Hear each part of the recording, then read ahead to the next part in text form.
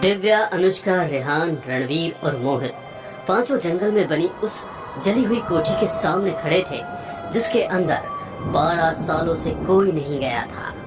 तुम लोगों में से अगर कोई डरपोक है तो पहले ही बता दो। जिस कोठी में कदम रखने में भी डर लगता है, वहाँ हम मौत का खेल ओझा बोर्ड खेलने जा रहे हैं। सोच लो। अब टाइम वेस्ट मत करो यार, जल्दी से अंदर चलो। अगले ही पल पांचों उस कोठी के अंदर थे। चारों लोग कुर्सियों पर बैठ गए। बीच में टेबल रखी थी। फिर दिव्या ने अपने बैग से ओझा बोर्ड निकाला।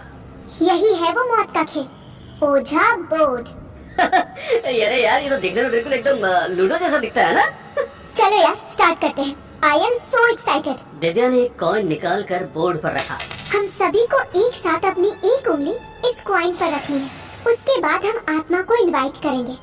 अगर कोई आत्मा आ जाती है तो वो इस कॉइन को अल्फाबेट्स पर मूव करके हमसे बात करेगी। पांचों ने एक साथ कॉइन पर उंगली रखी। अगर कोई आत्मा हमारे आसपास है तो हमसे बात करो।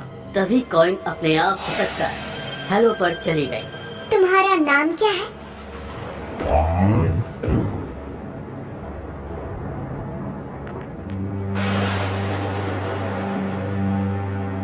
क्या तुम्हारी मौत इसी घर में लगी आग की वजह से हुई थी? तुम मरने के बाद क्या चाहती हो?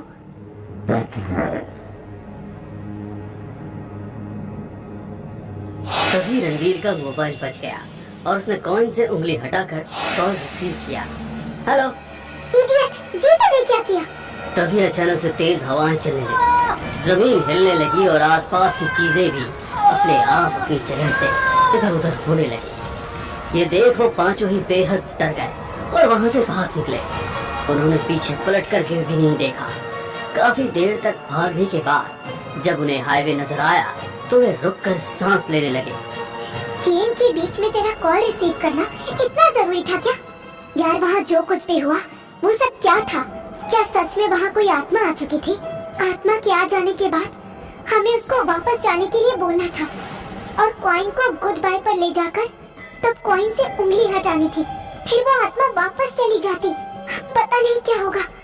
पांचों के बीच खूब बहस हुई और फिर वो अपने घरों को पहुंच गए। दिव्या शाम के वक्त गार्डन में बैठी हुई थी। बैठे बैठे जब अंधेरा हो गया तो वो घर के अंदर चली गई। उसने जैसे ही हॉल में कदम रखा, घर की लाइट चली। मध्यम रोशनी में उसे नजर आया कि चिमनी के सामने लगी कुर्सी पर कोई औरत बैठी हुई हिल रही है। घर में मेरे अलावा तो कोई नहीं है। फिर कुर्सी पर कौन बैठी है? वो धीरे धीरे कुर्सी की तरफ बढ़ने लगी। कौन है? कुर्सी और तेज तेज हिलने लगी और उसको कोई जवाब नहीं मिला। उसने कुर्सी पर हाथ रखकर उसे रोक दिया। कौन है? कुर्सी पर बैठी हुई उस औरत ने अचानक से दिव्या की तरफ देखा। उसका चेहरा पूरी तरह आग में झुलसा हुआ था। आंखें लाल लाल चमक रही थी और चेहरे पर आई हुई भयानक मुस्कान से उसके काले काले दांत नजर आ रहे थे। उसने दिव्या की गर्दन पकड़ी और उसका मुंह चिमनी में चलती हुई आग में झोंक दिया। दिव्या चिल्ला रही थी, छटपटा रही थी, लेकिन अपना चेहरा चिमनी से बाहर नहीं निकाल पा रही थी।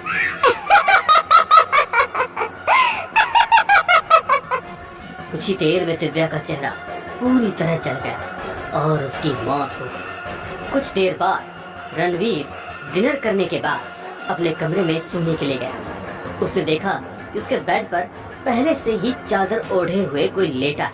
कौन है? उसने एकदम से चादर हटाई तो देखा बेड पर कोई नहीं था और अगले ही पल उसे एक भयानक हंसी सुनाई। उसने ऊपर देखा तो प्रियंका सीलिंग से चिपकी हुई थी। वो उसके ऊपर आ गिरी और उसके सीने पर बैठ गई। प्रियंका ने अपने तेज पंजों से उसका सीना चीर डाला और कमरे में चारों तरफ खून ही खून फैल गया।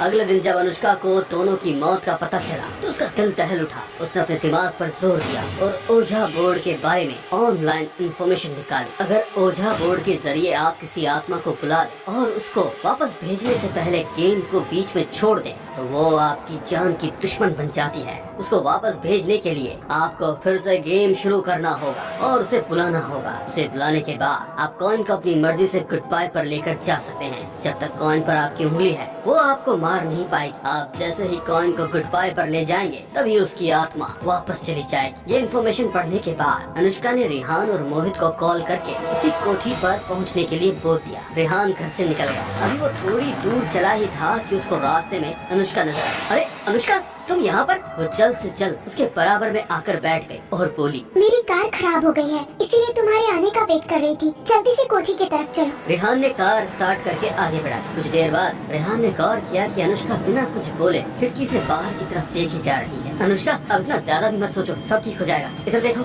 इस पर अनुष्का ने कोई जवाब नहीं दिया। अनुष्का, मेरी तरफ देखो, कुछ बोलती क्यों नहीं? तभी उसने एक झटके के साथ रेहान की तरफ देखा। अनुष्का की जगह प्रियंका का भयानक रूप देखकर रेहान का दिल दहल उठा और उसकी कार बिगड़कर पेड़ से जा टकराई। वो कार से बाहर आ गिरा, लेकिन अपनी जान बचाने के लिए वो दर्द पर ध्यान न देते हुए तेजी से वहाँ से भागने लगा। एक पेड़ की ओट में जाकर वो रुक गया। प्रियंका की आत्मा भयानक हंसी हंसते हुए उसे ढूंढने लगी। कहाँ छुपा है रेहान? कितना भी भाग ले तू नहीं बच पाएगा। रेहान ने डर के मारे निकलने वाली जीप को मुंह पर हाथ रखकर गले में ही दबा लिया। इस तरफ मोहित और अनुष्का कोठी पहुंच चुके थे। अनुष्का ने रेहान को कॉल लगाया तो उसकी कॉल कनेक्ट नहीं हुई। रेहान का कॉल नहीं लग रहा, कहीं उसकी जान खतरे में तो नहीं? अब हम क्या करें? हम दोनों ही गेम स्टार्ट करते हैं, हो सकता है बात बन जाए। अनुष्का और मोहित ने कुर्सियों पर बैठकर फिर से गेम स्टार्ट किया। रेहान पेड़ की ओट में बैठा हुआ अपनी आवाज को दबाने की कोशिश कर रहा था। कहाँ है रेहान? सामने आ। प्रियंका की आत्मा आगे निकल गई। रेहान खड़ा हुआ और फिर से रोड की तरफ भागने लगा। तभी अचानक से एक पेड़ के ऊपर से प्रियंका उस पर झपट पड़ी। उसने रेहान के गले को अपने दोनों हाथों से जकड़ लिया, फिर एक नुकीली लकड़ी उठाकर रेहान की आंख में मार दी। रेहान की एक आंख फूट गई और वो दर्द से तड़प उठा।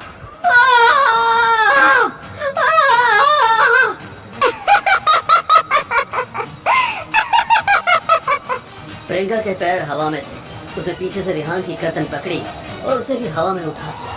अब वो तेजी से एक सूखे पेड़ की तरफ बढ़ने लगी। उस सूखे पेड़ की टहनी ठीक रेहान के पेट के निशाने पर थी और वो तेजी से उसकी तरफ बढ़ रही थी। उस पेड़ की टहनी रेहान के पेट में घुसने ही वाली थी कि तभी प्रियंका की आत्मा जहाँ भी हो हमारे सामने आओ। तभी अचानक से उसकी शक्तियाँ कमजोर पड़ने लगी। उसके हाथ से रेहान छूट गया। रेहान जमीन पर गिर गया और प्रियंका की आत्मा उसी कोठी में पहुंच गई। ओझा बोर्ड का कॉइन अपने आप यस पर आ गया। प्रियंका, हम तुमसे जो कुछ भी पूछना चाहते थे पूछ चुके। अब हम तुमको वापस भेज रहे हैं। मैं वापस नहीं जाना चाहती, तुमको जाना ही होगा। ऐसा कहकर अनुष्का और मोहित दोनों कॉइन को गुड बाय की तरफ खिसकाने लगे। कमरे में चारों तरफ हवाएं चलने लगी।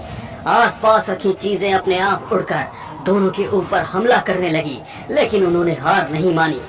जैसे ही कॉइन गुड बाय पर पहुंचा, प्रियंका चीखने लगी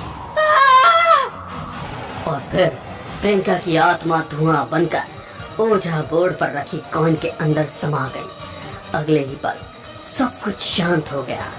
अनुष्का ने ओझा बोर्ड उठाया और उसे कोठी के सामने झाड़ियों में फेंक दिया। एक हफ्ते के बाद, अरे ये तो ओझा बोर्ड है, मौत का खेल होता ना वैसा। क्या बकवास कर रहा है? तू मेरे साथ चल, फिर तुझे इसका कमाल दिखाता हूँ, बहुत मजा आएगा।